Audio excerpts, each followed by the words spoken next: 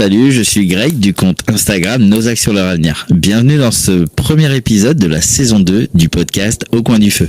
Alors, le principe est simple, un sujet, un invité, une cheminée. Et le sujet du jour, c'est les maisons autonomes. Et pour en parler, j'accueille avec plaisir Laurent du compte Instagram La Maison du Sorcier. Salut Laurent et bienvenue. Ouais, salut Greg, bienvenue aussi à ce podcast.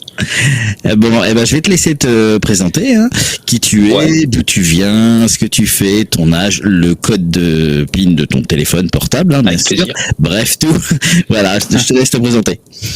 Ouais, alors moi c'est Laurent, donc je viens d'avoir 40 ans, je conduis des trains et je suis installé dans le Gard. Le projet de la maison du sorcier se fera dans le sud de l'Ardèche et mon code PIN c'est le 07 30.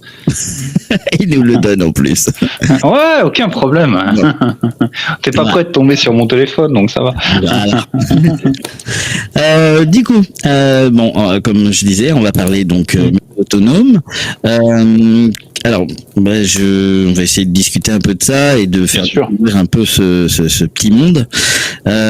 Comment tu décrirais, toi, la maison autonome pour quelqu'un qui sait pas ce que c'est? Alors bon, bien sûr, on entend un peu le nom Bien sûr, ouais. Tout ça. Mais c'est quoi la différence avec une maison traditionnelle, voilà, si tu pouvais nous expliquer simplement les choses, voilà. Ouais, bien sûr. Alors la différence entre une maison classique et une maison autonome, c'est qu'une maison classique, elle va être reliée notamment à l'électricité, à l'eau courante, des choses comme ça. Alors qu'une maison autonome, elle va avoir tendance à vouloir faire elle-même ces choses-là, donc produire sa propre électricité, récupérer l'eau de pluie pour l'épurer et ensuite la retraiter aussi. Il faut penser aussi à la gestion des déchets. Ce que tu veux dire, c'est qu'elle est déconnectée en fait des services publics. Voilà, elle est déconnectée des services publics. En fait, on prend la responsabilité soi-même de produire donc son énergie, son eau potable, etc. Voilà, donc la maison est donc autonome d'elle-même en fait, ouais. Voilà, elle répond aux besoins en fait qu'on a au quotidien pour vivre quelque part. Aujourd'hui, notamment l'eau courante, l'électricité sont des points hyper importants de la vie quotidienne. Et donc la maison autonome, elle va s'occuper elle-même de faire ces choses-là. Ouais, d'accord, je comprends. Donc du coup, c'est ça en fait, c'est qu'elle est elle est autonome en fait, c'est le mot. Le terme anglais c'est off-grid, donc c'est hors réseau, donc c'est bien, c'est ça. Ouais, ok. Donc du coup, donc contrairement à une maison traditionnelle, c'est sûr que on est indépendant et on n'est pas obligé de payer en plus en même temps. D'un côté, c'est... Ouais, il y a des économies à faire. Alors, il y a des rentabilités qui sont à calculer sur du plus ou moins long terme. Des panneaux solaires, aujourd'hui, on sait que des panneaux solaires ont une durée de vie au-delà de 20 ans. Les batteries, ça dépend des types de batteries, mais tu as des batteries qui durent une dizaine d'années, puis d'autres qui sont quasiment immortelles. Donc, en fait, c'est des investissements qui sont faits au départ, de la construction ou de la réhabilitation d'une maison. On peut rendre une maison autonome, une maison qui a déjà du passif, on peut la rendre autonome. Donc une maison traditionnelle, on peut la rendre autonome. Tout à fait. On n'est pas obligé d'acheter une maison construire neuf. Non. Après, le fait de penser l'autonomie dès la conception, ça va permettre des choses qui sont plus dures à mettre en place sur une maison qui a déjà été construite dans le passé. C'est évident, notamment les orientations, les masses thermiques, la géothermie, des choses comme ça. Je comprends. C'est un petit peu comme tout. C'est mieux quand on pense quelque chose avant. Ouais, anticiper, c'est pas mal. Comme le potager. Le potager, si tu le fais au nord, c'est sûr que ça va pas marcher. Et puis, même si tu le fais au nord, tu pourras pas le modifier, là. Il y a bien sûr. Puis il y a des temps pour planter des graines que si tu les plantes 6 mois après, ça va pas le faire. Voilà, donc c'est pour ça, il y a quand même un peu des petites règles. Il y a des clés, des éléments clés. Et d'ailleurs, quels sont les éléments clés qui permettent à une maison d'être autonome, surtout en énergie, en eau, en gestion des déchets aussi, parce que ça on t'en a pas parlé, mais c'est important. Donc quels sont les éléments clés? Eh ben en fait, il faut réfléchir à ce dont on a besoin aujourd'hui. Voilà, une maison, tout le monde est d'accord pour avoir de l'eau potable chez lui. Hein. L'eau courante, c'est quelque chose qui est dans les normes aujourd'hui, hein, qui n'était pas forcément le cas il y a 50, 70 ans. Mais aujourd'hui, voilà, tout le monde a l'eau potable, l'eau courante. Et d'ailleurs, c'est un sujet d'actualité, hein, l'eau, hein, de plus en plus. Hein. Donc le stockage de l'eau. Ouais, complètement. Ouais, ça fait partie de nos besoins. Ouais, clairement. L'autonomie électrique, voilà. Hein, et puis on a notamment des réseaux qui sont plus ou moins vieillissants avec leur fragilité. Hein. Alors c'est un réseau qui est robuste, hein, d'accord, mais voilà, il y a quelques fragilités dont on peut se prémunir. Ouais. Et donc dans les éléments clés, je dirais donc moi le stockage de l'eau de pluie, hein, la récupération de l'eau de pluie. Hein, beaucoup le font pour le jardin, mais on peut aller un peu plus loin et récupérer ces eaux de pluie pour son usage au quotidien, hein, pour ne serait-ce que, alors beaucoup le font aussi pour la chasse d'eau par exemple, mais on peut le faire aussi pour la machine à laver. Je veux dire, laver notre linge, les lavandières, elles regardaient pas si l'eau était potable quand elles lavaient leur linge. L'eau claire suffit largement pour nettoyer son linge. Avec un préfiltrage, pour éliminer toutes les petites les sédiments, tout ce qui est sédimentaire, etc. Après, même s'il y a 2-3 microbes, c'est pas grave. Dans le linge, c'est pas très grave. Dans les toilettes aussi, c'est pas grave. Ouais, non, clairement, ouais. Ça, c'est vraiment quelque chose de très occidental d'aller faire ses besoins dans de l'eau potable. Hein. Mais plus pour longtemps, mais je le fais encore.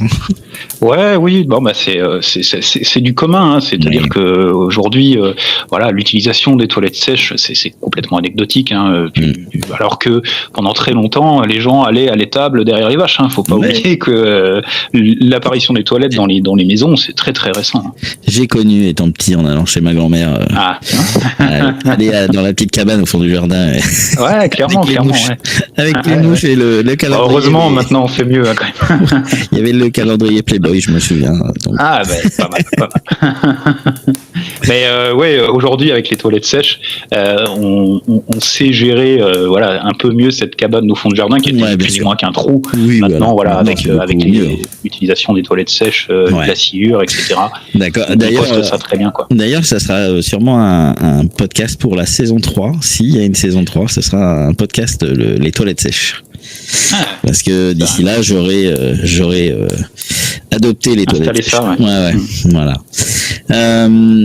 Donc du coup, donc là on a. Il y a ça, hein, l'eau. Hein, là, pour ce qui est de l'électricité, effectivement, on a plusieurs systèmes qui peuvent être, on va dire, pour le domicile individuel. Hein, on va pas avoir une mini centrale atomique chez soi. Hein. Par contre, on peut avoir du panneau solaire, on peut avoir de l'éolien, on peut avoir des choses comme ça. Il y a des gens qui ont notamment des fois des sources avec pas mal de débit qui peuvent mettre des petites génératrices avec de l'eau. Voilà. Donc en fait, selon son secteur, selon ses ressources, ni plus ni moins, qui sont propres au terrain, on peut installer différentes choses. Alors le plus commun, c'est le panneau solaire. Hein.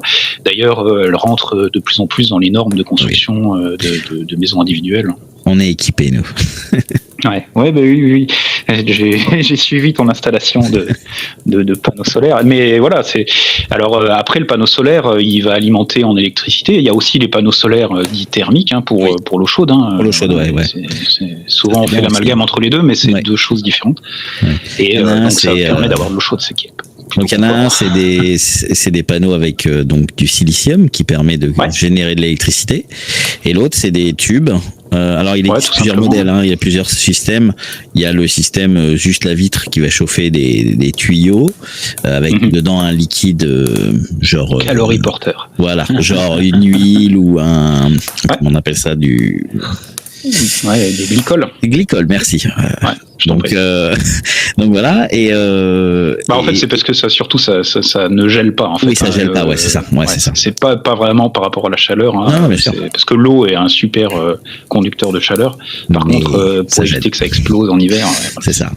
Il y a ça, et puis il y a aussi certains c'est des tubes en verre ou parce qu'ils font le même principe, hein, mais je trouve que ça m'a l'air d'être plus performant. Ça se fait de plus en plus aussi en autoconstruction. Hein. Il existe plein de stages possibles pour construire soi-même ses propres panneaux.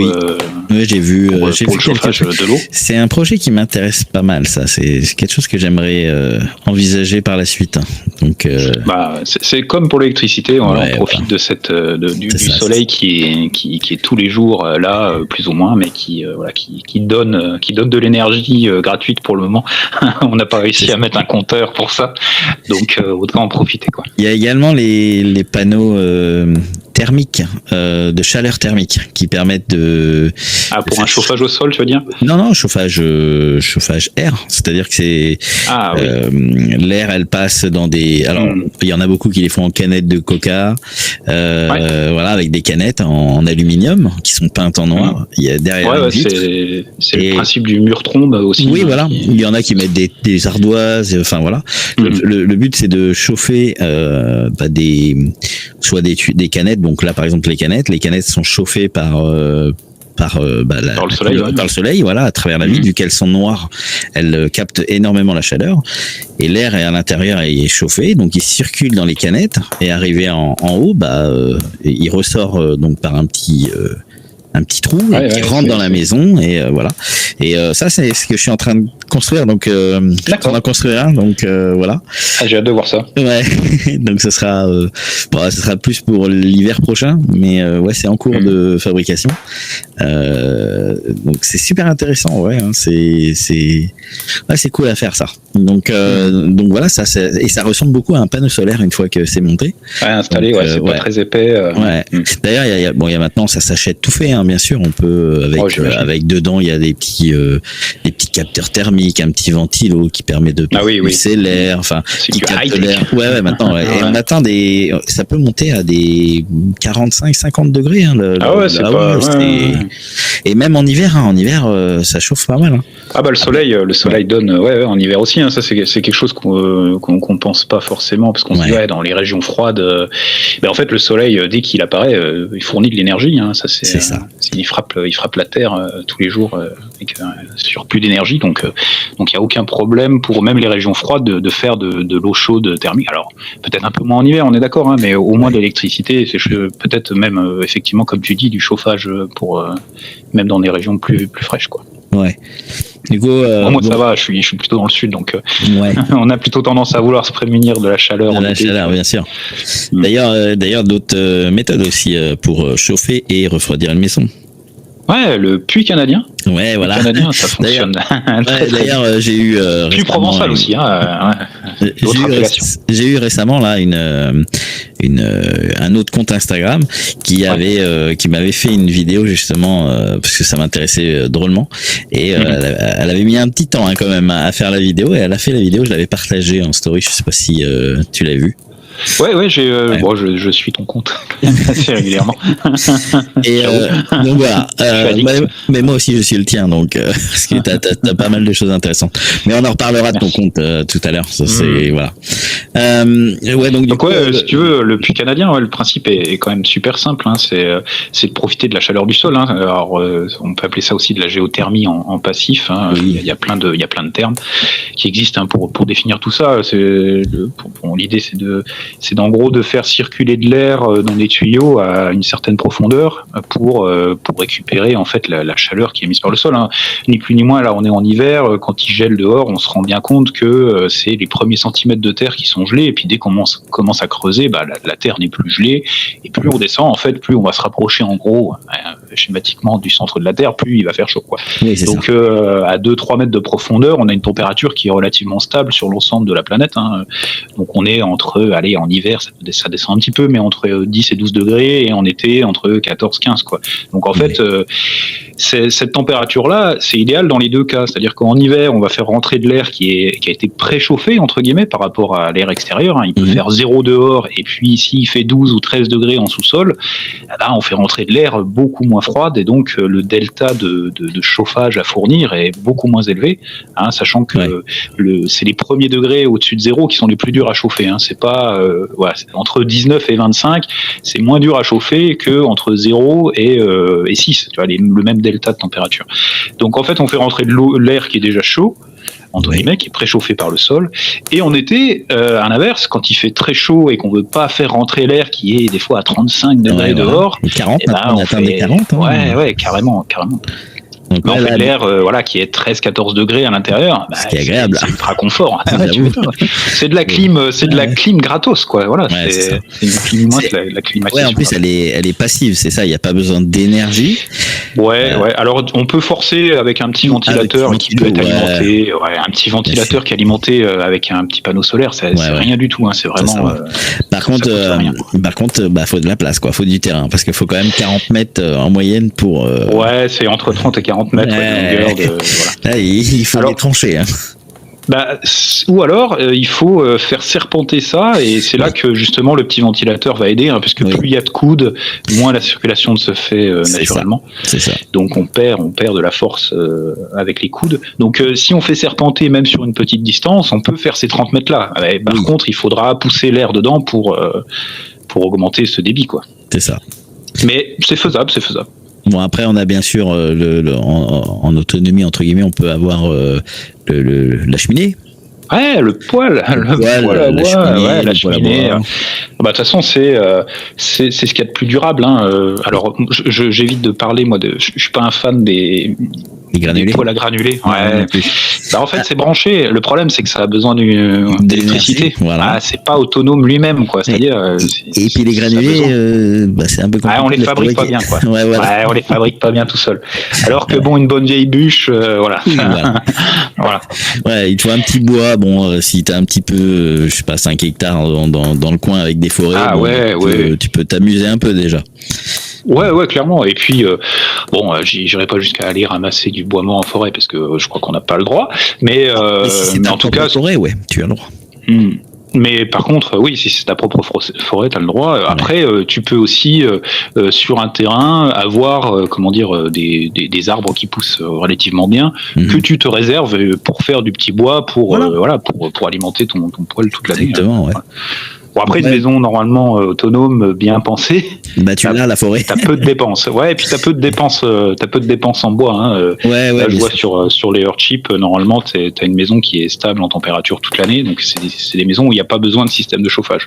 C'est un peu plus loin dans la réflexion. D'ailleurs, tu entames le sujet. Donc, le Earthship, t'as sorti un mot un peu extraterrestre, là. Earthship, un vaisseau de la Terre, voilà. Ou Géonef aussi, la traduction entre guillemets officielle, c'est Géonef. Bon, après, ou vaisseau terrestre, c'est pas mal, Voilà, donc qu'est-ce que c'est? Alors, tu peux m'expliquer ce que c'est? Moi, je sais, mais c'est pour les. Bien sûr. C'est un type de maison autonome, sauf que là, on va dire qu'effectivement, la réflexion a été faite en amont, hein, tout simplement. Hein. Donc, pour la petite histoire, c'est un architecte américain qui s'appelle Michael Reynolds, qui était dans les années 60. Il s'est dit, pourquoi pas utiliser tout ce qu'on considère nous comme des déchets pour construire des maisons. Alors bon, c'est quelqu'un qui vient des années 60, donc il y a toute cette apparition de la conscience écologique, les hippies, tout ça, qui ont influencé son travail. Les premiers Earthships, j'avoue, si tu vas regarder des photos des toutes premières constructions, j'ai vu, ouais. Il y a pyramide, il y a de la pyramide, il y a des trucs un peu. On sent l'influence des 60s, quoi. Ça c'est clairement ça. Et puis en fait, si on compte les années 60, donc c'était il y a 70 ans. 60 ans, on va dire. Il y a 60 ans, donc il a eu du recul, ce monsieur-là, pour avancer dans sa réflexion. Et voilà, aujourd'hui, on est sur quelque chose de plus géométrique, moins farfelu, clairement. Mais pourquoi ? Parce qu'en fait, simplement avec l'expérience, il s'est rendu compte que tel système fonctionnait pas, tout simplement. Donc c'est pour ça qu'aujourd'hui, on a quelque chose qui a un rendu beaucoup plus, acceptable, on va dire, pour tout le monde. Quelque chose de beaucoup plus cubique, qu'une pyramide, je reviens là-dessus, mais c'est vrai que ce modèle-là m'avait un peu fait halluciner.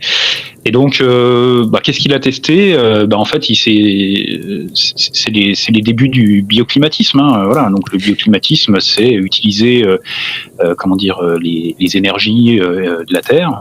Je parle pas de quelque chose de hippie. Là, je parle effectivement du soleil, de la géothermie, des choses scientifiques. Du coup, en fait, il a créé le Earthship, c'est un style de maison.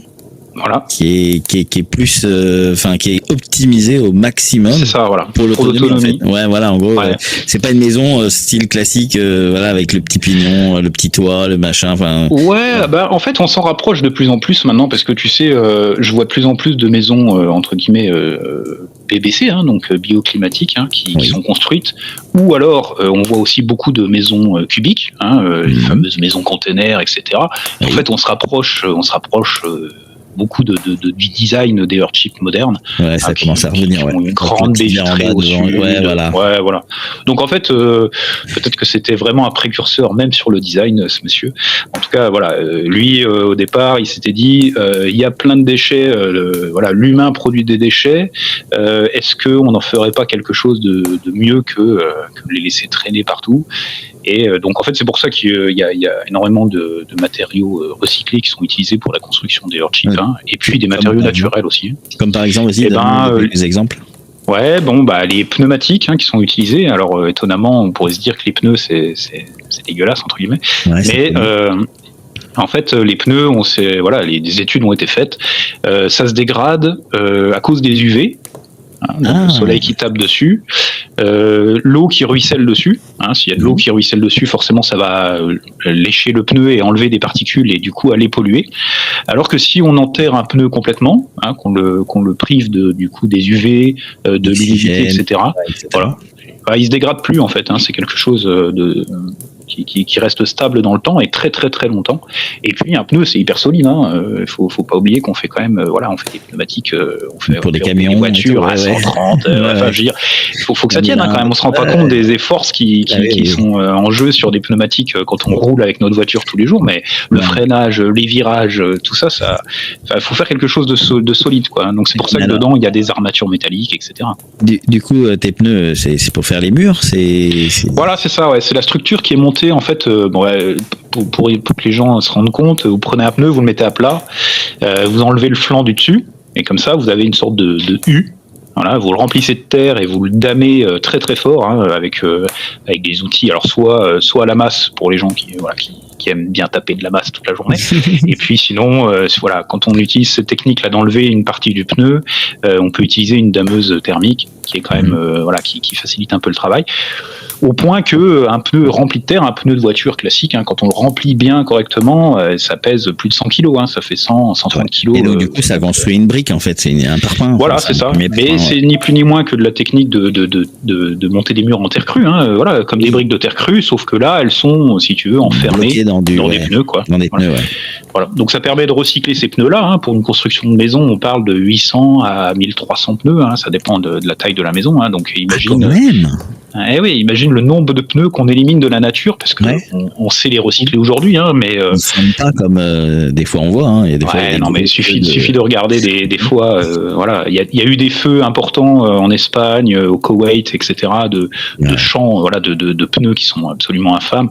Alors on parle de pollution, mais alors là si on fout le feu à des pneus, tout le monde a déjà vu un pneu brûler, ce que ça fait. Donc imaginez ça sur des millions de pneus, et on se rend compte que là, c'est quand même vachement mieux de les utiliser pour faire de l'habitation, quoi. Mais le BTP s'en sert, on se rend pas compte, mais il y a énormément de soubassements routiers qui sont faits avec cette technique-là. Oui. Et ça, personne ne le sait, quoi. Personne ne le voit, parce que c'est enterré. Donc on se dit pas qu'on utilise déjà des pneus pour faire ça depuis longtemps. Mais c'est reconnu par le BTP, par les instances de l'État, etc. Comme un soubassement tout à fait aux normes, quoi. Donc voilà, on construit la maison comme ça, avec des pneus. On peut utiliser des matériaux. Qu'est-ce qu'il y a alors il y en a qui utilisent des canettes de soda vides. On allume là les petites canettes en fer blanc là, qui sont pareilles recyclées de cette manière-là. Notamment, justement sur ces murs de pneus là, si on imagine des cercles, entre deux cercles, il y a une partie un peu creuse. Voilà, donc on peut remplir ces espaces-là justement avec des canettes de soda, des choses comme ça. Il y a beaucoup de murs avec des briques de verre. Donc en fait, on prend une bouteille en verre, on la coupe, voilà, pour récupérer le bas de la bouteille. On fait ça avec 2 bouteilles, on les raccorde avec un morceau de scotch tous les 2 et ça nous fait des belles briques de verre où la lumière passe à travers, qui peuvent être très jolies. Ah oui, il y en a qui récupèrent spécialement justement certaines couleurs de bouteilles, etc. pour faire des motifs. C'est très joli, voilà, avec la lumière qui passe à travers, ça fait une sorte de mosaïque, mais en recyclant une fois de plus un matériau. D'accord. Voilà, mais là, quand tu, alors, c'est vrai que c'est une personne qui voit pas ce que ça. Alors moi, je sais très bien. C'est là, c'est pas évident. Hein. Là, on a l'impression que la maison, elle est en pneus. On voit des pneus. Ouais, alors ils sont complètement couverts après. Hein.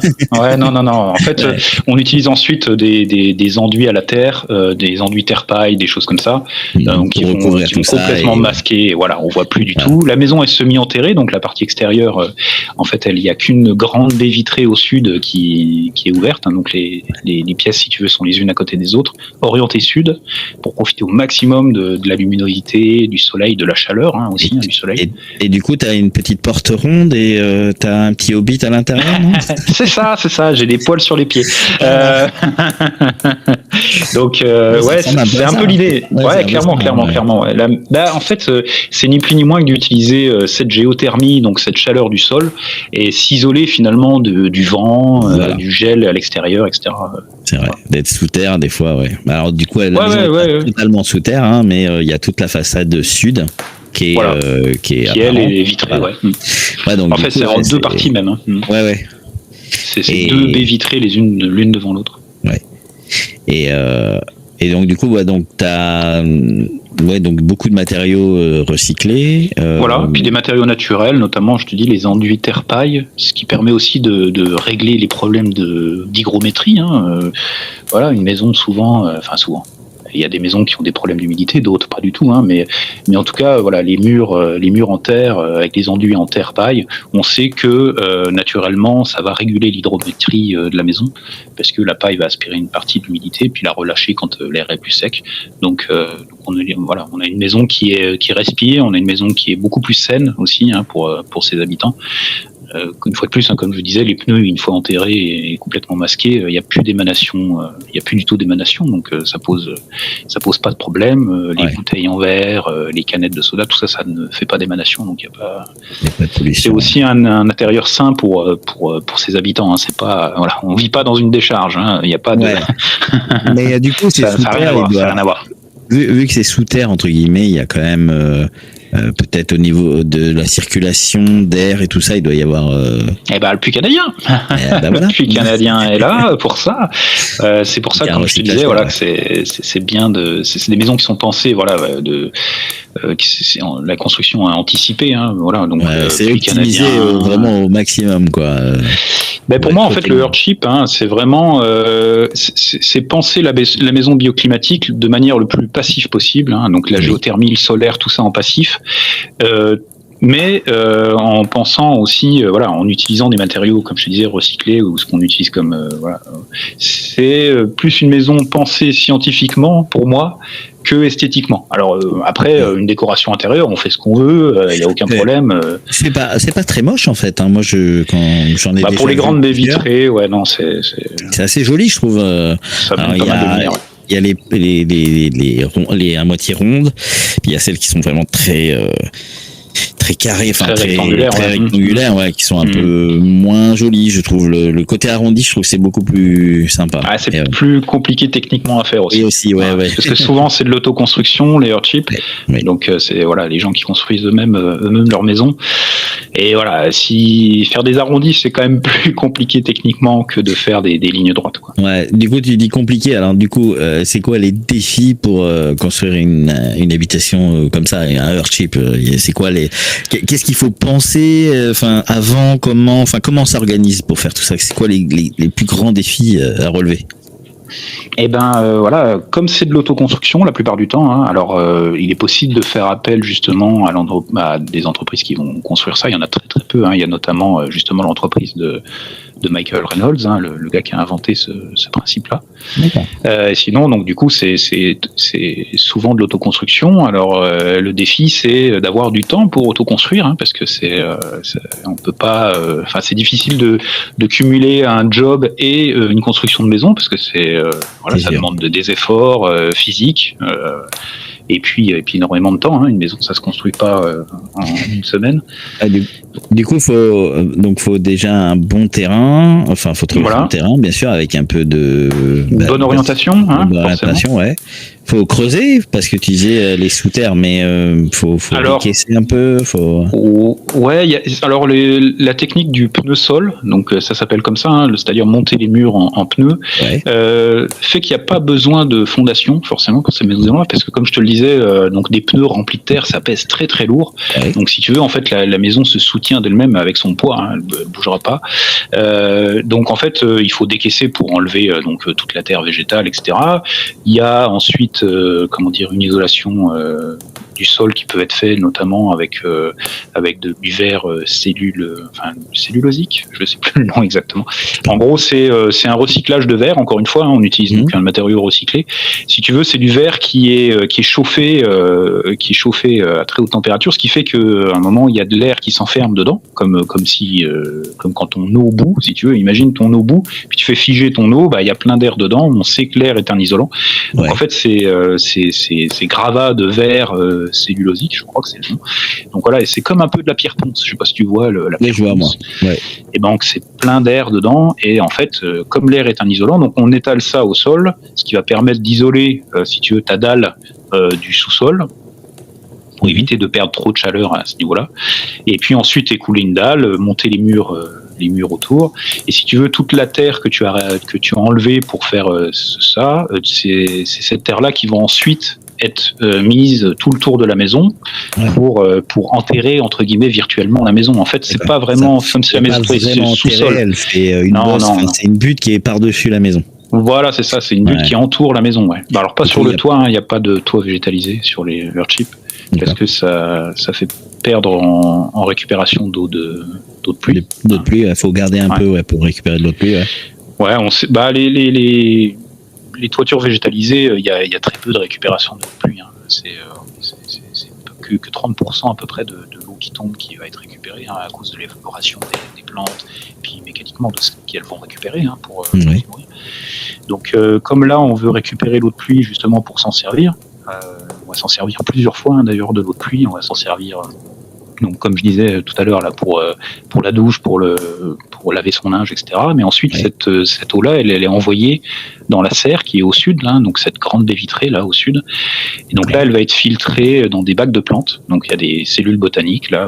Donc cette eau-là est envoyée à cet endroit-là. Ouais, dans la maison. Ouais. En gros, il y a un petit potager dans la maison en fait.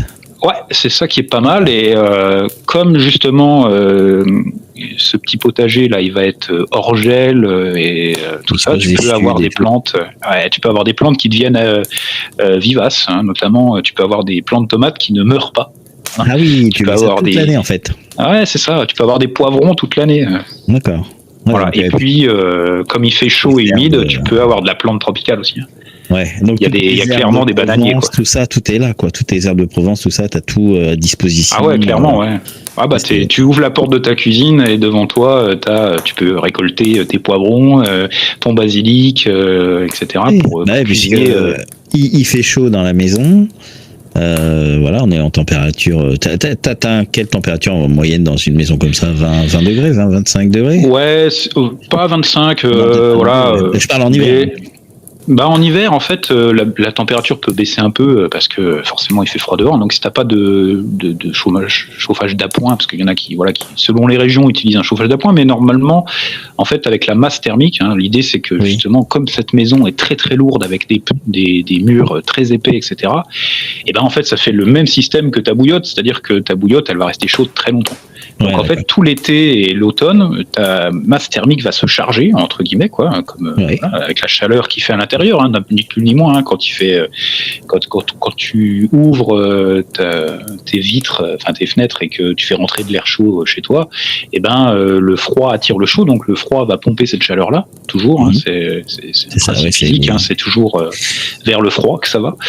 Et donc la masse thermique va pomper cette chaleur-là, donc ce qui va permettre aussi de faire virtuellement baisser ta température à l'intérieur de tes pièces pendant la saison chaude, puisqu'elle va pomper de la chaleur. Et puis, quand il fait plus froid à l'intérieur et que cette masse thermique-là est chaude, le chemin inverse se fait, puisque le froid attire le chaud. Donc, l'air ambiant plus frais va pomper la chaleur de ces murs-là. Et comme la masse thermique est très, très importante, ça met beaucoup de temps, si tu veux, à se charger, à se décharger. Donc, c'est pour ça qu'on a quelque chose qui est stable toute l'année, puisque en été et début de l'automne, ça va se charger, et l'hiver, début du printemps, ça va se décharger. Ouais, donc puis tous tes pneus qui sont pleins de terre, tout ça, enfin, c'est tellement condensé que la terre, avec le soleil, tout ça, toute cette masse de terre, elle va se réchauffer, on va dire, avec c'est ça. Ouais. Et du coup, c'est ça que c'est ta batterie, c'est ta batterie thermique, quoi. Thermique, voilà. Ouais. Ah ouais. Et du coup, après, donc comme c'est une réserve de chaleur. Alors le dessus, bien sûr, va geler un peu le dessus de la butte, on va dire. Mais on peut mettre un isolant aussi là aussi. Ah oui, en plus, donc. Ouais. Et puis généralement l'isolation de toiture est comme pour toutes les maisons, hein, c'est par le toit que la chaleur s'envole plus facilement, hein, parce que la chaleur monte. Donc on blinde si tu veux à cet endroit-là pour essayer de garder au maximum la chaleur en intérieur, quoi. Et puis éviter aussi l'été trop de chaleur qui rentre. Mais du coup donc là c'est cool, ça te fait avec la baie vitrée, la chaleur, donc t'as la lumière, la chaleur, tout ça, donc tu te fais un petit potager. On est intérieur, bien sûr. Et puis tu épures ton eau, surtout aussi, tu nettoies ton eau. L'eau va passer à travers tout ça et va être filtrée par les plantes. Les plantes vont récupérer c'est un filtre horizontal, entre guillemets. Tu récupères de l'eau filtrée. Alors, il y a un dernier petit filtre à ces cellules botaniques là une fois de plus pour la rendre claire. Et là, celle-là, elle va aux toilettes. Voilà, elle peut aller dans les toilettes pour ceux qui veulent utiliser les toilettes avec une chasse d'eau. Hein. En tout cas, cette eau-là peut être amenée aux toilettes. Et donc là, quand vous tirez la chasse d'eau à l'extérieur, on mettra une phytoépuration ou d'autres systèmes d'épuration de l'eau autonomes, hein, donc individuels. Mais en tout cas, avec une phytoépuration, on peut aller traiter ce qu'on appelle ces eaux noires, hein, donc les eaux des toilettes, et redonner ensuite à la nature une eau qui est propre, quoi. Donc en fait, le cycle de l'eau dans les earthchips, c'est quelque chose qui fait partie des principes des earthchips. C'est-à-dire d'utiliser plusieurs fois l'eau de pluie et surtout la rendre à la nature comme tu l'as reçue, quoi. Ouais, voilà. Ouais, parce que quand elle tombe sur ton toit et que tu la récupères, il faut au lieu de la renvoyer dans un circuit de tout à l'égout, choses comme ça. Hein. Et tout ça, là en fait c'est comme si elle était retombée directement du ciel. Au sol. Voilà, elle retourne dans ton terrain en étant propre. C'est une fois de plus une question pour moi, hein, c'est mon avis perso, mais c'est une question de responsabilité. C'est-à-dire que plutôt que de déléguer la responsabilité de nettoyer mes déchets à la communauté, je le fais moi-même sur mon habitat, quoi. Je comprends. Donc après c'est vrai que dans ton principe, le mieux c'est quand même d'être en toilette sèche. Et d'avoir des eaux grises et pas des eaux noires, quoi. Voilà. Là du coup les eaux grises, ça t'évite la phytoépuration. Là c'est hyper facile on a l'impression que c'est compliqué, mais en vrai c'est très simple, hein, de les eaux grises. Alors bien sûr, bien avant. On n'utilise pas n'importe quoi. Voilà, on va pas se prendre sa douche avec du Head and Shoulders. On fait pas sa vidange, puis on fait pas sa vidange dans l'évier de la cuisine, quoi. On évite tout ça, bien sûr. Clairement. En général, c'est une fois de plus une question de responsabilité, c'est-à-dire comment on veut vivre soi pour soi et par rapport à la communauté. Qu'est-ce qu'on veut. C'est sûr, tu te construis pas une maison comme ça si t'es un gros pollueur, quoi. Je pense qu'il y a une réflexion déjà avant. Ça va pas du tout ensemble. C'est pas que pour faire des économies sur le compteur électrique. On est d'accord. Non, on est d'accord. Donc c'est les eaux grises, tout ça, c'est assez simple si on fait bien, c'est facile. Donc le mieux c'est quand même d'être en toilette sèche. Toilette sèche, oui. Alors après, effectivement, il y a plein de gens qui peut-être ne veulent pas en plus après s'embêter à utiliser les toilettes sèches, parce qu'il y a quand même plus de contraintes qu'avec une toilette avec des chasses d'eau, quoi, avec une chasse d'eau. Mais dans le pire des cas, moi, dans l'idée que je me faisais, c'était d'installer des toilettes classiques avec une chasse d'eau. Voilà. Une phytoépuration, puisque dans tous les cas, ça peut de toute manière servir. Et puis, si l'installation elle est là, rien n'empêche si à un moment je veux passer sur des toilettes sèches, de boucher le trou, de passer sur des toilettes sèches. Et si un jour, avec mes vieux jours, j'ai plus la force de sortir le seau tous les 2-3 jours quand il fait froid dehors, et ben le trou est toujours là. Il suffit de réinstaller des toilettes avec une chasse d'eau et puis c'est réglé, quoi. Après, c'est vrai qu'aussi quand t'as des invités qui sont pas habitués aux toilettes sèches, c'est pas évident. Nous, on a été faire peut-être les deux alors. Ouais, pourquoi pas. Avec un système, Mais c'est vrai qu'on a été, on a fait un petit tour chez je vois. Style de vie éthique, hein. Et du coup, on a découvert les toilettes sèches. Alors, on connaissait bien sûr le principe. Moi, je connaissais étant petit chez mamie. Bon, là, on est passé sur du toilette sèche de luxe. Tu vois, c'est eux qui l'ont fabriqué. Oui, on sait faire maintenant. On sait raisonner, quoi. Rien à voir. Ça n'a plus rien à voir. Il n'y a pas d'odeur. Il y a pas d'odeur. Non, c'est impressionnant. Il y a Alors, bien sûr, c'est le grand mythe. Les gens se disent attends, tu fais dans un seau, ça doit sentir dans toute la baraque, mais c'est en fait, pas du tout. J'ai eu quand même cette petite appréhension quand même de faire. Tu vois, j'ai quand même mis une journée avant d'y aller. En fait, c'est pour moi c'est psychologique. C'est eux qui vont, je vais le dire vulgairement, mais c'est eux qui vont aller jeter. Allez, vas-y. Allez. Ouais, c'est ça. Oui. C'est aussi, tu vois, on en revient à cette question de responsabilité. Les gens, ça les dérange pas de tirer la chasse d'eau et que ce soit la communauté. Tu vois, on évacue très très loin nos déchets. Et donc, on se dit, hop, j'ai fait ma part, je paye à la communauté, donc j'ai pas besoin de gérer ça. Et puis, quand on doit le faire soi-même, c'est pas pareil. Je veux dire, je te dis, comme je te disais, ça renvoie un peu à cette notion de responsabilité. Donc, qu'est-ce qu'on fait de nos déchets ? Et en les compostant, ça fonctionne très très bien. Et en plus, tu vas améliorer ton potager, quoi. Ouais. Donc, et on s'aperçoit vraiment quand tu fais les choses toi-même. Enfin, quand tu gères tes propres déchets, tu t'aperçois en fait que tu pollues en vrai. Enfin, entre guillemets, que nous on a commencé il y a 4-5 ans où on a commencé à bien gérer ces déchets, c'est-à-dire à les réduire, à faire en sorte donc on définit c'est du boulot, c'est les du boulot, plastiques, les trucs, tout ça c'est extrêmement c'est fou. Il y en a partout, on est envahi. C'est fou, hein. Oui, parce que on veut de l'emballer, on veut de l'individuel, on veut du il y avait des questions d'hygiène aussi, d'emballer des choses pour éviter qu'elles soient touchées un peu par tout le monde, etc. Mais et puis surtout dernièrement avec les problèmes qu'on a pu rencontrer sur l'hygiène, etc., les transmissions de maladies, tout ça. Donc vraiment, il y a après c'est récent finalement. Le plastique, c'est pas si vieux que ça. Mais aujourd'hui, on arrive quand même à emballer des fourchettes en plastique dans des sachets en plastique dans une boîte pour manger une salade sur le pouce. Qui est déjà dans un sac plastique aussi, la salade. Ouais, ça devient infernal. Le plastique, c'est génial. Je vais pas me faire des copains. Le plastique, c'est vraiment bien. Voilà, le plastique, c'est génial. Mais par contre, c'est l'usage unique qui est nul. Voilà. Le plastique à long terme, pas de problème. Ça coûte pas cher, ça se tient dans le temps, et, ça se lave bien, enfin tout ce que tu veux. Par contre, moi je mène une guerre contre l'usage unique. L'usage unique, ça c'est complètement ridicule. C'est clair, je suis d'accord avec toi. C'est impensable ça. Mais oui, c'est comme tu dis le plastique à long terme. Maintenant il y a de plus en plus de sociétés qui font du recyclage. Les bons vieux tupperwares de mamie, ça va. C'est vrai. Maintenant ils les font en verre aussi, c'est pas mal en verre. Ah ouais, c'est mieux, c'est déjà mieux, Bon, t'as toujours le couvercle en plastique, mais ouais. Après, pareil, t'as tes sacs congélation, des sacs, des trucs comme ça. Alors certains diront oui, mais il existe aussi les barquettes en aluminium. Aussi. Bon, l'aluminium, ça aussi, On peut en parler aussi de l'aluminium dans ce cas. Voilà, je suis pas sûr qu'on va se faire des copains non plus, mais non, mais voilà, il n'y a pas de vraie solution, on est d'accord. Non, c'est compliqué, c'est très compliqué. Voilà, ça prend. Il y a des gens qui ont, voilà, il y a des gens très connus qui font du zéro déchet complètement, qui vont uniquement chercher en vrac, qui font.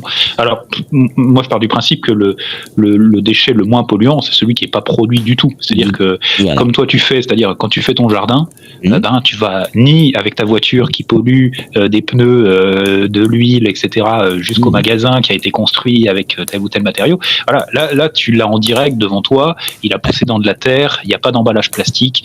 Il n'y a pas de pesticides. Il n'y a pas c'est comme sur les potes de cire pour que ça brille, etc. Voilà, donc le déchet qui n'est pas produit, c'est le moins polluant de la terre. Il y a quand même il y en a encore un peu chez nous. On en a encore un peu des déchets au potager. Donc prochainement beaucoup moins parce que voilà, par exemple on a le terreau, j'achète mon terreau pour faire mes semis et le déchet que je fais, c'est le sac est en plastique et donc voilà. Alors moi j'essaie de le récupérer pour pouvoir faire quand je fais des potagers, j'isole mon bois avec, c'est-à-dire que c'est un peu l'idée de Earthship, c'est trouver une utilité à ces déchets, quoi. C'est pas mal. Voilà, donc ça, je m'en sers aussi pour aller chercher des fois de la terre, donc je le récupère pour aller chercher de la terre, ou du terreau des fois. Mais il faudrait des plateformes, tu sais. Alors il existe des plateformes pour amener ces déchets verts, etc. Mais bon, si c'est pour avoir un terreau plein de tuyas, on est d'accord que c'est pas génial. Ça va acidifier le sol, c'est tout. Voilà, mais il faudrait peut-être quelque chose qui fonctionne mieux à ce niveau-là, puis qu'on fasse que du vrac pour le terreau, notamment, tu sais, aller chercher en vrac. Chez nous on a ça là, on a une station de compostage et du coup tu viens chercher soit par sac, soit par remorque. Toi tu viens avec ta remorque, il te charge, et puis t'as un peu de tout, t'as du terreau, du végéterreau, de la terre végétale, voilà, de la pouzoulade, tu choisis ce que tu veux et puis il y a quand même pas mal de choix. Donc ça se modèle, il y en a pas partout de plus en plus. Oui. Donc, heureusement, il y a une conscience écologique qui se crée et que maintenant, il y a de plus en plus de choses qui existent. Effectivement, dans les années, si tu as connu comme moi les années 90, l'écologie, on n'en parlait même pas. Enfin, je veux dire, c'était à peine, quoi. Alors, inconsciemment, si. Moi aussi, j'étais gamin, je m'étais dit, je vivrai toute ma vie en roulant en vélo et pas en voiture. Bon, j'ai quand même une voiture aujourd'hui, on est d'accord. Oui, mais regarde bien. On a eu quand même pas mal de dessins animés qui nous ont un peu... Captain Planet. Il y avait Bibi Fogg. Je sais pas si tu as connu Bibi Fogg. Oui, bien sûr. Voilà. Le fameux scandale qu'il y avait eu sur... Les mondes engloutis. Les mondes engloutis, il y a énormément de références dedans pour l'écologie, tout ça. Il y avait... je sais plus, il y a vraiment... L'autre jour, on en parlait avec mon fils et je lui disais qu'on avait vraiment pas mal de dessins animés qui nous ont... je pense. Il y a eu un peu de l'éducation qui a été faite un peu avec ces dessins. Voilà, avec message subliminal un peu. Oui. Bon, après, c'est la suite des années 70. C'est l'apparition de cette conscience écologique. Le premier rapport du GIEC, le premier GIEC, c'est 72, je crois, quelque chose comme ça. Donc ça fait quand même 50 ans qu'on rabâche les mêmes choses, quoi. Oui, c'est énorme. Oui, mais bon, il y a un moment où l'humain il commence à avoir chaud, il a pas mal de catastrophes. Et tant que ça te touche pas personnellement, en fait, la plupart des gens s'en moquent. Il faut que ça t'embête, sinon... Je le répète dans tous mes podcasts, mais moi, ce qui m'a déclenché, c'est vraiment l'inondation qu'on a eue dans notre ville. C'est ce qui nous a réveillés. Qui n'avait jamais eu lieu avant. Moi, j'étais un gros pollueur à l'époque, j'étais un gros pollueur et du coup, voilà. J'ai entièrement j'ai pris conscience en fait, tout simplement. Je pense qu'il faut être touché par quelque chose. Ouais. Je suis d'accord. Et là, ça commence à toucher beaucoup de villes, beaucoup de pays, et forcément, ça réveille. Oui, et puis. Tu sais que par exemple, c'est un sujet d'actualité et de société aujourd'hui. L'immigration qui est due au changement climatique, c'est la première, c'est celle qui est en tête. C'est-à-dire que aujourd'hui, si les gens bougent sur la Terre, c'est en premier à cause du changement climatique, quoi. C'est pas une question économique, c'est pas une question d'épuration ethnique ou quoi que ce soit. La première chose, c'est ça. C'est aujourd'hui, c'est des réfugiés climatiques qu'on va avoir partout sur la planète, quoi. Et même rien qu'en France, t'as des gens qui sont au bord de la mer, qui se font chaque année des inondations, des machins. Au bout de 4 fois, ils en ont marre, ils prennent le large, quoi. Enfin, comme on dit, ils déménagent, quoi, parce qu'ils en ont marre. Clairement, voilà. Et je comprends des personnes qui en Bretagne, qui sont, il y a eu un paquet de... ou des vents, ou enfin des grosses tornades tout le temps. Enfin, pas des tornades, mais des, comment on appelle ça, des tempêtes. Si ça se répète plusieurs fois, au bout d'un moment, les gens en ont marre et ils déménagent. Bien sûr. Les incendies, mais c'est pas que du réchauffement climatique, quoi. C'est ça. C'est en gros, c'est les aléas climatiques qui sont de plus en plus importants et de plus en plus réguliers, quoi. C'est ça. Ouais. Avant, il pouvait y avoir une tempête de temps en temps. Moi, j'ai connu la tempête de 99. Bon, bah, voilà, c'était exceptionnel, hein. Moi, mes parents, qui sont des années 40, me disaient, on n'a jamais connu ça. On traversait les forêts, c'était couché complètement partout. C'est quelque chose qui revient plus souvent maintenant. Je veux dire, il y a pas si longtemps que ça, moi qui suis à côté des Cévennes, on a eu beaucoup des périodes où il y a eu énormément de vent, qui n'avaient pas eu forcément dans les années précédentes. C'est des choses qui reviennent plus souvent que les phénomènes qu'on appelait, tiens, ça c'est la pluie du siècle, ça c'est la marée du siècle, ça c'est la tempête du siècle, etc. Ben, ça devient plus du siècle, ça devient de plus des 20 ans, quoi, ou 10 ans, quoi. Ça revient beaucoup plus souvent, quoi. Donc quand on entend parler de réchauffement climatique, oui, il y a un peu de réchauffement climatique sur certains points, mais c'est surtout les aléas climatiques, hein. C'est de plus en plus des inondations complètement dingues, c'est un côté la sécheresse, de l'autre côté trop d'eau, c'est des aléas, quoi. C'est pas que du réchauffement, quoi. Alors du coup, sur une maison Earthsheet, tous ces aléas climatiques, est-ce que ça résiste? Est-ce que ça résiste à tout ça? Ouais, et justement, étonnamment, oui. Finalement, les murs en pneus ont une meilleure résistance, par exemple, le sismique, que des murs en partin, hein, classiques. Bien sûr. Voilà, hein. Ah oui, donc du coup, elle bouge moins. Bah oui, vu que les pneus, sur les pneus, ça fait des caoutchoucs, donc ça fait ils sont un petit peu plus souples, voilà. Ils sont plus souples, voilà. Bien. Et il y a eu il y a quelques années un Earthship qui a brûlé aux États-Unis. Tout a brûlé, la charpente, etc. Et il restait les murs en pneus qui n'avaient pas bougé, quoi. Donc en fait, ils ont reconstruit sans avoir besoin de tout refaire. Ouais, de tout refaire. Toute la structure en pneus qui était donc enterrée avec, si tu veux, donc d'un côté la butte de terre et à l'intérieur les enduits en terre, etc. Ça avait pas bougé, donc ils ont pu reconstruire sur cette base-là, quoi. D'accord. Donc voilà, c'est un coup de pas de chance, hein. Ça brûle. Un incendie de forêt, hein. C'était un incendie de forêt, donc.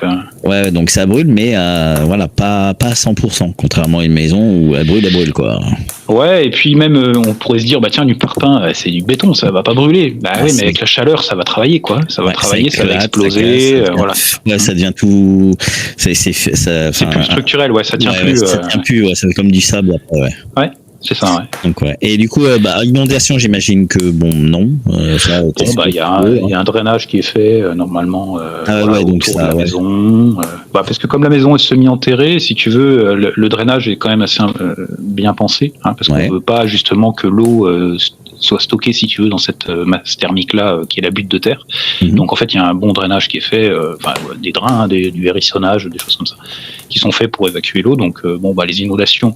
Après, ça dépend où on se situe aussi, hein. Je veux dire, une fois de plus, hein, si tu t'installes sur des terrains qui étaient soi-disant constructibles en Bretagne et puis qui se sont révélés inondables, ta maison sera inondée, mais comme n'importe quelle autre maison, hein. Là, c'est parce que le terrain est inondable. Et puis, pour ce qui est notamment, là, tu vois, des problèmes qu'on peut avoir avec trop chaud en été, une maison semi-enterrée, si tu veux, ce sera quand même bien plus performant. Agréable. Ouais, et puis t'as pas besoin de clim, t'as pas besoin de tout ça. Non, donc, pas besoin de clim, pas besoin de chauffage, pas besoin de... Voilà. Pas de maladie, pas de crève l'été à cause de la clim, enfin voilà. Ouais, et puis demain il y a une tempête, t'as tes câbles enfin tu vois, en 99, moi j'ai connu une semaine sans électricité, hein, j'étais dans un village, parce que les arbres étaient tombés sur les lignes électriques. Ah oui. Là t'as une certaine autonomie, si t'as des batteries, des choses comme ça, t'es aussi responsable s'il y a une panne, parce que ça te regarde que toi. Ça résiste au grand vent alors du coup. Les panneaux solaires, ça bouge pas. Non, je parle du Earthchip. Du Earthchip, ça résiste. Ah, du Earthchip. Écoute, une maison semi-enterrée, va falloir le lever toute la butte de terre. Hein. Ouais. Donc, ce sera quand même plus costaud qu'une yourte, par exemple. Tu vois, si je devais choisir entre les deux, en pleine tempête, finalement, la cave, c'est vachement mieux, quoi. Ouais, j'avoue. Donc, il y a quand même pas mal d'avantages d'avoir une maison Earthchip. Ouais. Par rapport à plein de choses, en fait. Donc, comme on a dit, l'autonomie eau, électricité, gestion des déchets, chauffage, c'est ça, climatisation, thermique, voilà, changement. Tu fais des plantes, tu fais de la bouffe dans ta serre. Oui, c'est vrai. Oui, voilà. Aussi, donc il y a vraiment beaucoup d'avantages. Et du coup, il doit y avoir aussi des inconvénients. Inconvénients.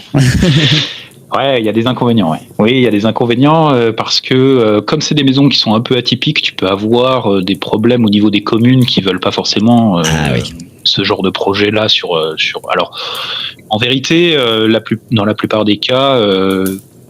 C'est présenté comme une maison d'architecte, donc et puis en appuyant le fait que justement c'est une maison bioclimatique, c'est une maison qui est dans notre temps en fait, avec la conscience écologique qu'on peut avoir.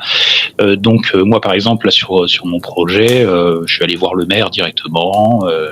C'était la première fois que quelqu'un venait le voir pour parler de son projet de maison avant de demander le permis de construire, parce que la plupart des gens posent leur permis de construire, leur demande de permis de construire, sans avoir eu cette réflexion-là qu'on peut avoir avec le maire de la commune. Bon, en tout cas, moi, je suis allé le voir pour lui présenter le projet, pour déjà un peu prendre la température, si tu veux. Et il s'est avéré que ce monsieur-là avait tout à fait compris l'idée de cette maison-là, donc c'est très bien et c'est bien que ça se fasse de plus en plus, qu'il y ait de plus en plus de maisons bioclimatiques, etc., qui soient construites, pas forcément des Earthchip.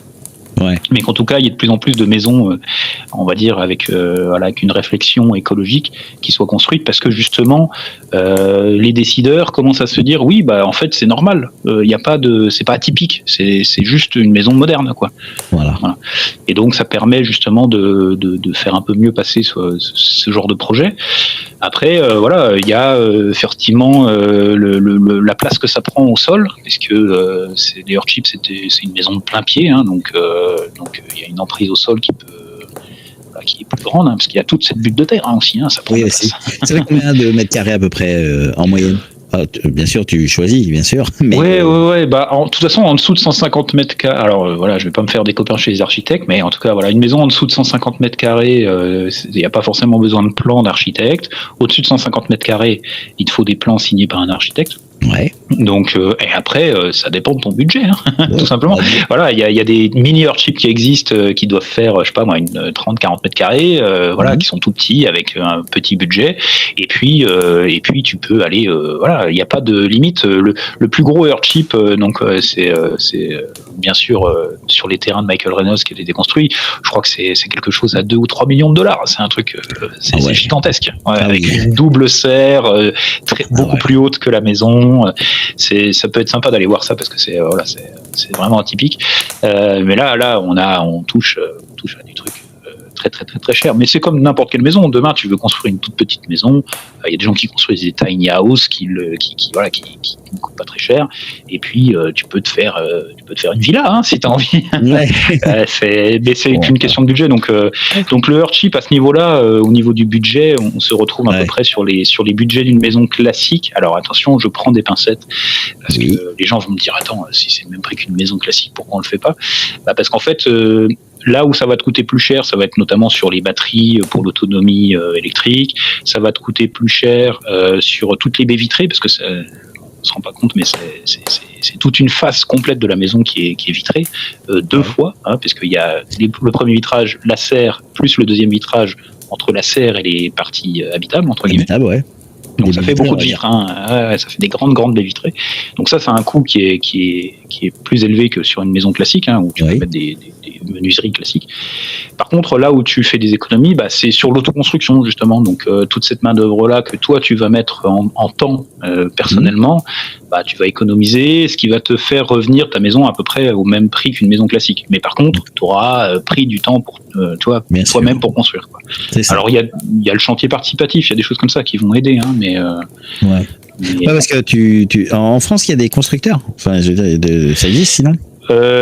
Ouais, alors il y a des. Il y en a beaucoup aux États-Unis parce que ça vient de là-bas, mais. Ouais, il y en a pas beaucoup aux États-Unis. Hein. Il y a l'entreprise de Michael Reynolds. Il y en a peut-être d'autres, mais en tout cas celle-là c'est la plus connue. Hein, D'accord.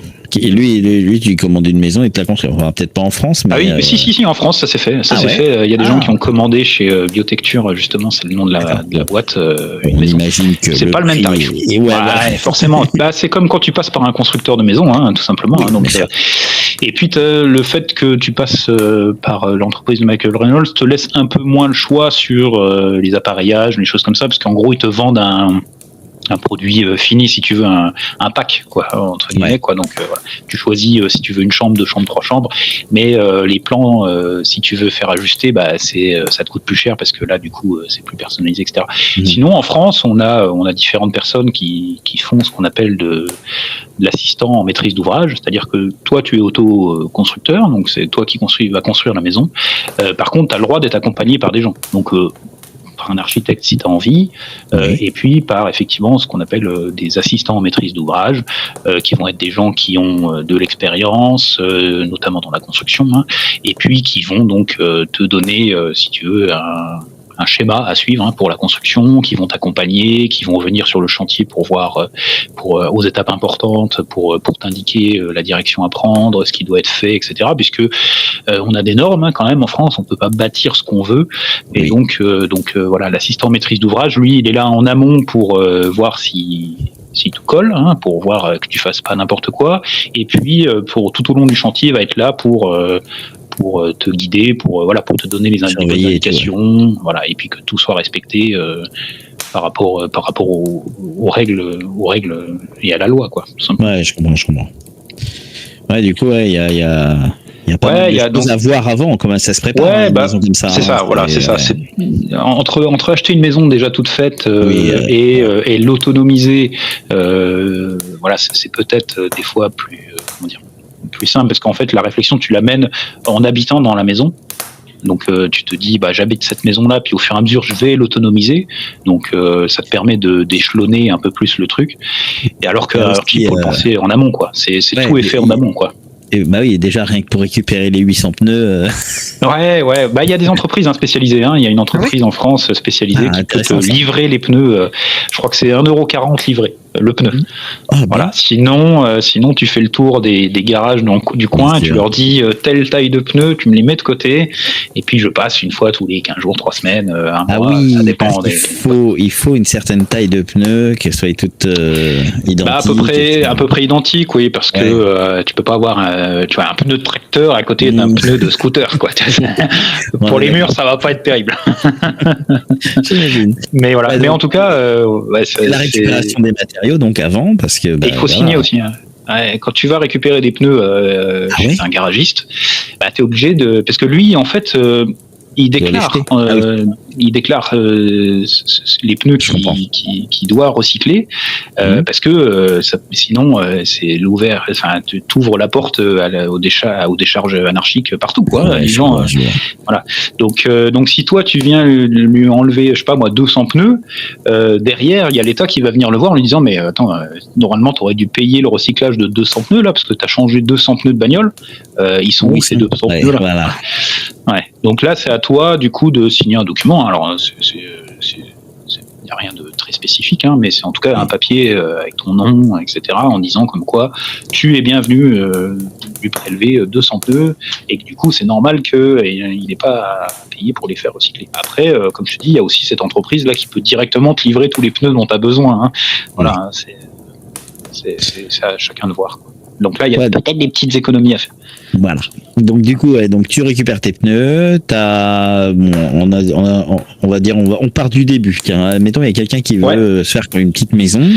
Earthship, trouver un terrain. Donc, Ouais, donc déjà trouver le terrain qui va bien, demander à la mairie si tu as le droit. Le droit, je pense pas qu'elle pas le droit, non.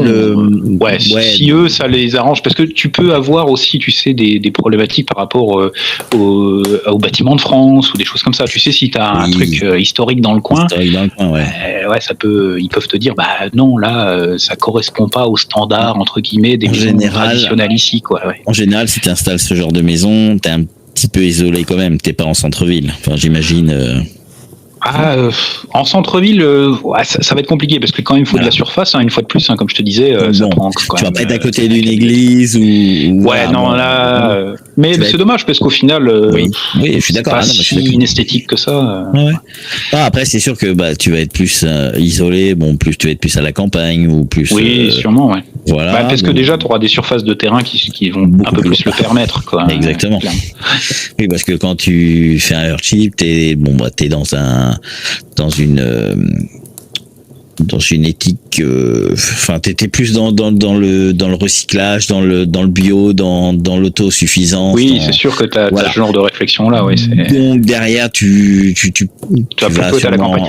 Voilà, tu vas sûrement aussi avoir de la surface pour un potager, pour des animaux, pour du bois, donc tout ça, on est sûr que déjà, si t'es sur un terrain qui est assez grand, tu vas pas trop emmerder ton voisin avec l'esthétique de ta maison.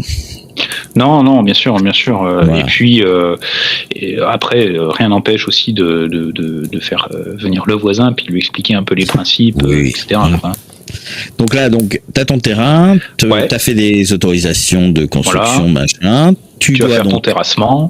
Voilà, tu dois donc récupérer un maximum de pneus, donc soit en les faisant livrer, soit en les récupérant toi-même. Du coup, après il te faut quand même des matériaux. Bien sûr, oui. Des charpentes. La charpente, c'est souvent une charpente en bois. Et après, t'as toutes les menuiseries, les panneaux solaires, les batteries, les citernes pour la récupération de l'eau de pluie. Oui. Le système justement pour filtrer l'eau, la mettre sous pression, notamment avec des vessies, des choses comme ça. Et puis après, les cloisons peuvent être faites de plein de manières différentes.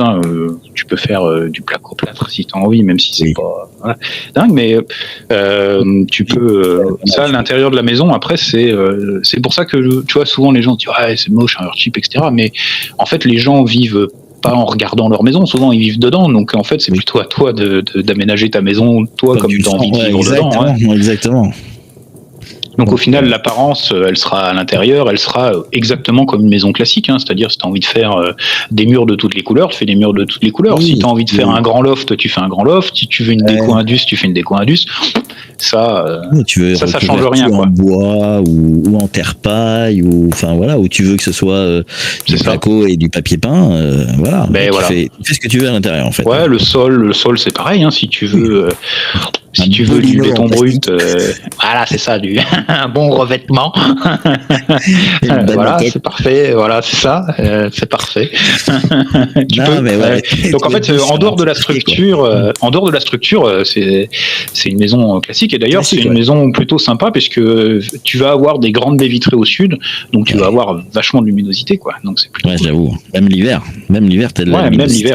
Même l'hiver, Ouais, donc voilà. Donc du coup, t'as tout ça à préparer. Et après, bien sûr, t'as la construction. Donc là, tu disais qu'il n'y avait pas forcément de constructeur. Donc c'est toi-même qui construis ta maison. Ouais. Et puis t'as vite chantier participatif. Il y a le chantier participatif. Il y a le site comme Twiza là qui propose justement où tu peux référencer ton chantier. Alors c'est pas forcément pour de la construction, ça peut être pour de la rénovation aussi. Il y a beaucoup de chantiers de rénovation de gens qui disent j'ai acheté une vieille grange, les murs et je voudrais remettre des enduits terre sur les murs, donc ça permet d'aller faire de se faire de l'expérience. Moi, je fréquente les chantiers participatifs depuis 2016, donc calcul. Ça fait quelques années que je vais en chantier participatif. D'accord. Alors selon le temps, des techniques. Ouais, c'est ça, donc en gros, c'est du bénévolat, tu prends ton temps pour aller, moi je fais pendant mes vacances, donc je vais sur des chantiers, en règle générale, je prends une toile de tente, je m'installe en camping sur le terrain, et puis on partage les repas, en règle générale, les repas sont fournis, ou avec une petite compensation, mais c'est vraiment rédhibitoire. Et puis ça permet...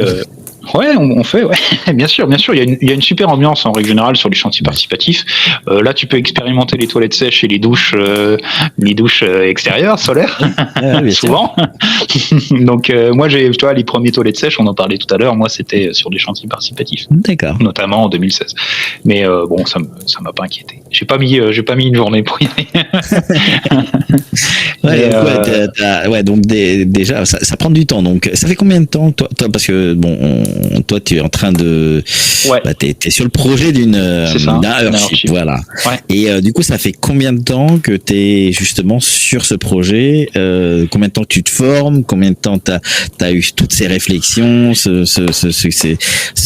parce que t'as dû manger à mort plein de vidéos YouTube, des forums. J'imagine.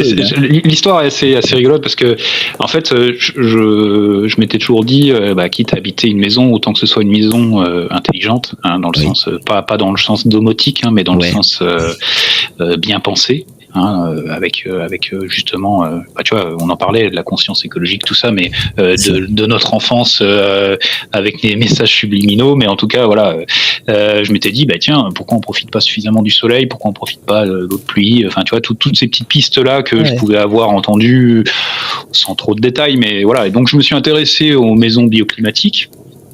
Ce qui était le plus standardisé, on va dire, et le plus dont on entend le plus parler. Et je suis tombé par hasard sur une vidéo de, je peux citer son nom, hein, Francis Gendron, qui est un Québécois, qui est pas mal allé sur les chantiers à Taos au Nouveau-Mexique de Michael Reynolds. Et puis ce jeune homme-là, c'était il y a une paire d'années, hein, donc disait voilà, il y a une maison sans être accordée à l'eau, sans être accordée à l'électricité, totalement autonome, où la température est stable toute l'année, etc. Je me dis, qu'est-ce qu'il me raconte celui-là, tu vois, avec beaucoup de scepticisme. Bah oui, tu sais, c'est forcément, tu prends ça avec des pincettes. Quelqu'un te dit, c'est une maison magique, tu vas voir. Tu dépenses, tu vois, t'as plus de dépenses, t'as pas besoin de système de chauffage, t'as pas besoin de système de climatisation, puis tout fonctionne bien. Tu te dis, bon, celui-là, il me prend un peu pour un neuneu. Et puis, donc, je suis allé me renseigner au fur et à mesure sur ce que c'est quoi cette maison-là, les Earthship, etc. Et puis, voilà, c'est là que j'ai commencé à entendre parler de la masse thermique, parce qu'il y a quand même pas mal des connaissances, hein. Il faut vraiment pas mal de connaissances, hein, quand même, pour faire un peu. Alors, sans faire peur, hein, bien sûr, mais il faut en fait, c'est pour ça que. En fait, faut comprendre ce que c'est qu'un Earthship. Les principes physiques, en fait. En fait, c'est que de la science, hein. Ça fait très hippie psychédélique des années 60, mais en vérité, c'est de la science. C'est comme le potager, hein, c'est que de la science. Hein. Clairement. Il n'y a pas de main verte, ou il n'y a pas de. Pour les maisons Earthship, il ne faut pas forcément être un grand bricoleur. Non. Ou une masse. Mais je pense que tout le monde. Les principes, les principes physiques, finalement, ils sont. En fait, c'est simplement de se dire comment fonctionne la chaleur. Bon, le chaud, la chaleur, c'est l'activation de molécules, puis le froid, c'est l'inertie, entre guillemets. Et puis, c'est de se dire, tiens, mais en fait, oui, pourquoi quand j'ai chauffé une brique, elle reste chaude longtemps, parce que sa masse importante fait que la chaleur met du temps à s'évacuer de cette masse. Voilà. Et donc, en fait, c'est toutes des petites réflexions comme ça qui ont, comme je te disais tout à l'heure, ont emmené Michael Reynolds de concepts un peu, on va dire, une fois de plus, un peu farfelu, hippie des années 60. C'était quand même un architecte, hein, c'est quelqu'un qui est diplômé, hein, c'est pas non plus... c'est pas un hippie... complet. Voilà. Mais, en tout cas, voilà, c'est avec l'expérience, avec le temps, qu'il s'est dit, oui, la masse thermique, c'est quand même hyper important, et ça permet justement de stocker de l'énergie pendant la saison chaude qui va être relâchée pendant la saison froide. Purée, on va faire des économies. Donc en fait, donc moi je me suis intéressé à tous ces principes-là, hein, la géothermie, le solaire, les batteries, l'eau, la filtration de l'eau, qu'est-ce que c'est que de l'eau potable, hein, tu vois, parce que ça c'est aussi un débat intéressant à avoir. l'eau potable, l'eau buvable, l'eau, enfin il y a plusieurs termes, attention. C'est ça. C'est ça, ouais. Et du coup, bon, voilà. Donc, au fur et à mesure, je me suis intéressé donc un peu plus, et puis je me suis rendu compte que ce mec-là qui présentait cette maison-là, il n'avait pas forcément tort, et qu'en fait les principes physiques sont présents, c'est-à-dire c'est pas des inventions quoi, c'est des faits quoi, qui sont prouvables et expérimentables par chacun tous les jours, c'est-à-dire quand tu te mets au soleil, t'as plus chaud que quand tu te mets à l'ombre. Tu vois, c'est des trucs aussi bêtes que ça, mais en fait suffit de les appliquer pour une maison, en se disant mais si j'oriente mal ma maison, que je mets que des vitrages au nord et que j'ai aucun apport solaire au sud, il va vachement plus cailler dedans que l'inverse. C'est logique en fait. Non mais voilà, en fait c'est ça qui est bien dans le Earthship, c'est que c'est prouvable tous les jours par chacun quoi. C'est-à-dire c'est pas des trucs farfelus, c'est pas parce que j'ai ouvert mes chakras que ça va mieux. Non, c'est parce que le soleil donne la chaleur. On sait que les panneaux solaires fonctionnent. Avec le soleil, que ça crée de l'énergie. Le puits canadien, c'est quelque chose qui est utilisé depuis très longtemps pour ramener justement de la fraîcheur en été, parce que notamment pour le puits provençal, mais c'est la même chose que le puits canadien, c'est une autre appellation. Mais si on dit provençal, ça donne un peu plus la notion de fraîcheur en été, quoi. L'utilisation. Ouais. Et donc c'est ni plus ni moins que ces principes-là. Quand demain je mets ma main sous terre. Je mets ma main sous terre, il y a du vent dehors, je sens pas le vent. Si je la mets à l'extérieur, le vent souffle sur ma main, je sens bien qu'il y a du vent. À la maison, quand elle est semi-enterrée, le vent là ne vient pas, si tu veux, enlever des calories de la chaleur à la maison, quoi, tout simplement. Et donc ça, c'est... On l'observe dans la nature, hein. Tu regardes les lapins, tout ça, ils s'enterrent. Ils font des terriers. Regarde les tortues. Les tortues, elles creusent pour hiberner. Enfin, même les insectes, la guêpe. Oui, bien sûr. C'est pour ça que d'ailleurs le labour, c'est une calamité, mais c'est un autre sujet. Non, mais c'est vrai. On se rend pas bien compte, mais c'est il y a plein de choses. Du coup, là, t'es en pleine. Je suis en pleine. J'avance en fait sur ce projet-là. C'est sur l'étude encore ou ça y est? Alors moi, il y a un terrain il y a un terrain. Je l'ai pas encore acheté. Donc ce terrain-là, il y a une question de tutelle avec parce que c'est une vieille dame qui possède ce terrain-là. Donc il y a un petit délai avant de l'acheter. C'est un peu compliqué aussi parce qu'en ce moment les banques elles te demandent des prix. Des taux. Je sais. Un peu dingue. C'est prévu que d'ici la fin de l'année ça baisse un peu. Donc tu vois, je vais peut-être un peu décaler de quelques mois l'achat du terrain pour. Je vais voir avec le propriétaire pour voir. Oui, il aurait fallu acheter en 2016. 2017, c'est pas mal. Ouais, c'est ça. Ouais. Bon, à cette époque-là, en fait, moi, si tu veux, j'habitais en Lorraine et je m'étais toujours dit que je m'installerais dans la région où je suis aujourd'hui. Ouais. J'ai attendu pendant 9 ans ma mutation, donc c'est de la patience. Et 9 ans, ça a été. Donc ça a pas mal décalé effectivement ce projet-là. Donc ce qui m'a pas empêché d'aller d'année en année sur des chantiers participatifs pour faire un petit coup de main, me former en attendant. Exactement. Ouais. Voilà, c'est ça.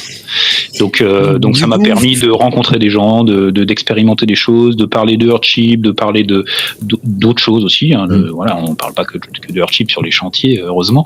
Mais en tout cas, ça m'a permis de me rendre compte que ces principes. Voilà, c'était sympa, qu'il y a une communauté qui existe, que les gens sont volontaires et qu'en fait on peut faire les choses ensemble. C'est pas. Donc du coup la maison, donc toi ton Earthship que tu vas faire donc d'ici la fin de l'année voire 2025, tu vas donc faire appel en chantier participatif, voilà, donc là tu auras un peu de monde. On essaiera de venir faire un petit tour. Avec plaisir, j'ai besoin des bras d'Owen. J'ai hâte qu'ils viennent. Non, mais en plus, si c'est pour faire des enduits terre-paille, c'est hyper fun. Je pense qu'il va s'éclater. La gadoue, c'est toujours cool. Voilà. Donc ça pourrait être intéressant d'aller faire un petit tour quand de construction, ça pourrait être vraiment intéressant. En plus, je pourrais pourquoi pas, si ça intéresse les abonnés, de faire une petite vidéo. Avec plaisir, bien sûr, sur place, tout ça. Ça m'intéresse beaucoup, donc après, il y a ce côté-là aussi très social dans le chantier participatif. C'est de rencontrer des gens, partager les informations. Bon, c'est un peu mon idée à moi. Ça a toujours été de partager au maximum, parce que je me dis que comme nous, on a pu avoir une certaine éducation, sur ces thèmes-là de l'écologie, du jardin, des choses comme ça, autant transmettre au maximum aux gens. Pour qu'eux aussi se rendent compte que c'est pas si complexe, que c'est pas si difficile, que les principes peuvent être compris facilement et que en fait on peut mettre en œuvre ces principes-là et avoir un avenir qui soit un peu meilleur pour tous. Ouais. Et du coup, donc toi, tu as un compte Instagram. Ouais. Donc qui s'appelle la Maison du Sorcier. C'est ça, voilà. D'ailleurs, pourquoi la Maison du Sorcier ? Alors j'ai un deuxième compte Instagram qui s'appelle le Chaudron du Sorcier, où je fais de la cuisine perso, parce que j'aime bien ces notions d'autonomie, mais pas que pour la maison. Et donc j'aime bien cuisiner, faire des confitures. Voilà, c'est rien de très complexe, mais les petites recettes à l'ancienne, la confiture, faire les pestos, les ketchup, les choses comme ça. Toutes ces choses-là. J'ai vu que tu fais des pommes. Ouais, je m'éclate. Je fais des pommes séchées, toutes des petites choses simples, mais à l'ancienne. Voilà, c'est ça. Ouais. Et puis quand un peu dit plutôt que de parler de Earthship sur cette page-là du Chaudron du Sorcier, il faudrait que c'est d'utiliser un autre compte spécialement dédié à la construction. Alors, donc du coup là la Maison du Sorcier, la Maison du Sorcier, donc c'est le compte Instagram. Parce que je suis un barbu, et puis parce que je suis un gros barbu, et puis parce que pendant longtemps je me suis intéressé aux plantes médicinales, etc., et que du coup de faire d'un côté de la cuisine, d'avoir la tête dans les chaudrons, de parler de plantes médicinales avec plein de gens, etc., et puis la barbe effectivement fait que il y a ce pseudonyme de sorcier qui. Voilà. Mais j'ai même des gens de la famille qui m'appellent comme ça, moi. Tu vois, donc j'ai des collègues de boulot, il y a plein de gens qui m'appellent le sorcier. Voilà. Et donc du coup, sur ton compte Instagram, la Maison du Sorcier, tu partages tous les. J'essaie de vulgariser, Ouais, voilà, tous les principes, t'expliques, en plus j'aime bien parce que t'expliques chaque élément. Donc comme on a parlé un petit peu là, par exemple tu vas parler je sais pas, un exemple, l'eau, tu vas expliquer comment, donc tu fais la différence entre eau grise, eau noire, exactement, comment on recycle. Voilà, donc l'idée, moi, c'est de vulgariser. Vraiment, c'est que c'est pour que chacun puisse, en prenant un point, se dire bon, une fois que j'ai, putain, qu'est-ce que c'est que ce truc, comment ça fonctionne, machin, etc. Ça me paraît un peu alambiqué, etc. Et en fait, j'essaye moi d'expliquer aux gens de manière le plus simple possible un principe, un concept, la géothermie, les batteries. J'ai fait toute une série sur les différentes batteries qui sont utilisées pour de l'autonomie, en essayant de montrer les avantages, les inconvénients de chacune. Pourquoi ? Parce que je me dis que quelqu'un qui viendrait sur ma page pourrait prendre des informations en comprenant de quoi on parle le plus simplement possible, quoi. Voilà. Le but, c'est de vraiment vulgariser, comme je dis, c'est de simplifier. On arrive vraiment bien à comprendre ce que tu expliques. Alors, pas forcément. Non, mais et puis en plus c'est bien parce que tu vois, moi j'ai pas envie de me construire un Earthship, tu vois, parce que j'ai déjà une maison, bien sûr, oui. Mais tu l'autonomises déjà pas mal. J'autonomise ma maison, mais du coup je pique un petit peu des informations qui sont vraiment très détaillées et je trouve ça super intéressant, moi. J'espère que ça embête pas trop les gens. Des fois je fais des beaux placards dans les descriptions, etc. C'est ça. En général, faut vraiment lire les descriptions pour tout comprendre, parce que c'est vrai que tu fais beaucoup des petits dessins. Ouais, je fais peu de vidéos, moi. Voilà, c'est plutôt des photos et donc c'est des dessins et après t'as une explication. Donc c'est vrai que il faut un peu de lecture. Il faut un peu de lecture, voilà. Mais bon, j'essaye de simplifier au maximum. Non, pour que ce soit le plus clair. Non, c'est super intéressant, moi je trouve, comme compte. Merci. Donc Donc voilà. J'espère que les gens ils comprennent l'idée de ce compte-là de simplification, quoi. Ouais, non. Après, c'est comme toi, hein, c'est-à-dire que tout le monde n'est pas obligé de construire un Earthchip. C'est pas l'idée, quoi. L'idée, c'est de se dire bon, tiens, si qu'est-ce que c'est que la phytoépuration? Bon, bah voilà, je vais détailler un peu c'est quoi la phytoépuration. Je parle de certaines plantes qui sont utilisées dans la phytoépuration. Après, on n'est pas obligé de toutes les mettre. On peut en mettre 1, 2, 3, ça dépend. Ouais, non, voilà, l'idée c'est d'avoir des petites informations concises, claires, voilà, et des fois des trucs un peu surprenants, hein, notamment sur les consommations d'eau en France. Voilà, ouais, parce que en plus, c'est ce que je disais, t'es pas forcément obligé de faire un Earthchip. Tu peux très bien aussi, il y a des personnes qui vont prendre des informations pour, par exemple, un petit van.